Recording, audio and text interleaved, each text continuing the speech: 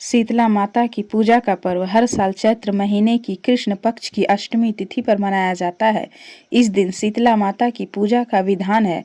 शीतला माता को आरोग्य की देवी माना जाता है। इनको ठंडा यानी शीतल भोजन अत्यंत प्रिय है। यही कारण है कि माता का भोग एक दिन पहले यानी सप्तमी तिथि को तैयार कर लिया जाता है। पूजा के बाद व्रत में कथा पढ़ने का बहुत महत्व है।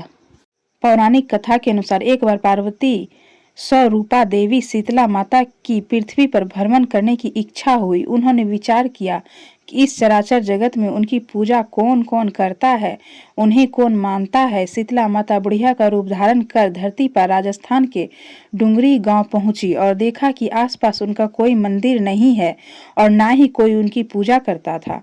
माता शीतला गांव की गलियों में घूम रही थी, तभी एक मकान के ऊपर से किसी ने चावल का उबला पानी नीचे फेंका। उबलता पानी शीतला माता के ऊपर गिरा, जिससे शीतला माता के शरीर में फफोले छाले पड़ गए।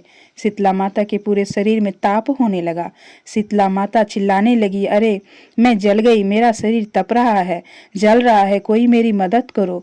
लेकिन उस गांव में किसी ने भी शीतला माता की मदद नहीं की। एक कुम्हारन महिला अपने घर के बाहर बैठी थी। उसने देखा कि बूढ़ी काफी जल गई है।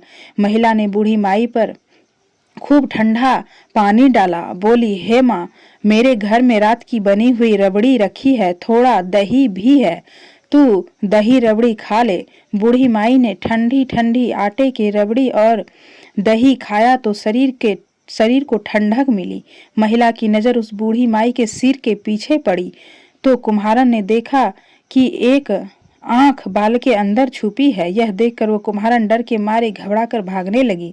उसी दौरान उसी बूढ़ी माई ने कहा, रुक जा बेटी, तू डर मत, मैं कोई भूत प्रेत नहीं हूँ, मैं शीतला देवी हूँ। मैं तो इस धरती पर यह देखने आई कि मुझे कौन मानता है, कौन मेरी पूजा करता है। इतना कहकर माता चार भुजा वाली हीरे जवाहरात के आभूषण पहने, सिर पर स्वर्ण मुकुट धारण किए अपनी असली रूप में प्रकट हो गई। माता के दर्शन कर महिला सोचने लगी कि अब मैं गरीब इस माता को कहाँ बैठाऊं। उसने देवी से कहा कि मेरे घर में तो आपको बैठाने के लिए आसन नहीं है, आपकी सेवा कैसे करूं। शीतला माता प्रसन्न होकर उस महिला के घर में खड़े गधे पर बैठ गई। उन्होंने एक हाथ में झाड़ू तथा दूसरे हाथ में डलिया लेकर महिला के घर की दरिद्रता को झाड़ कर डलिया में भर कर फेंक दिया। साथ ही महिला से वरदान मांगने को कहा।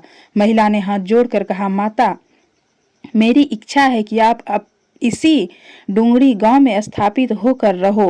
होली के बाद की अष्टमी को जो भी भक्ति भाव से पूजा करके आपको ठंडा जल, दही व बासी ठंडा भोजन चढ़ाए, उसके घर की दरिद्रता को दूर करो।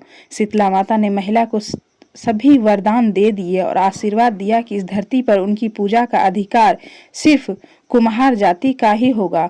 उसी दिन से डुंगरी गांव में शीतला माता स्थापित हो गई और उस गांव का नाम हो गया सील की डुंगरी। शीतला माता अपने नाम की तरह ही शीतल है, वह अपने भक्तों पर खूब कृपा करती है। तो इस बार शीतला अष्टमी 22 मार्च को है, तो आप लोगों को शीतला अष्टमी की हार्दिक शुभकामनाएं। अगर आप लोगों को ये कहानी अच्छी लगी हो तो लाइक जरूर करें, मेरे चैनल पे नए हैं तो सब्सक्राइब जरूर करें। हर हर महादेव।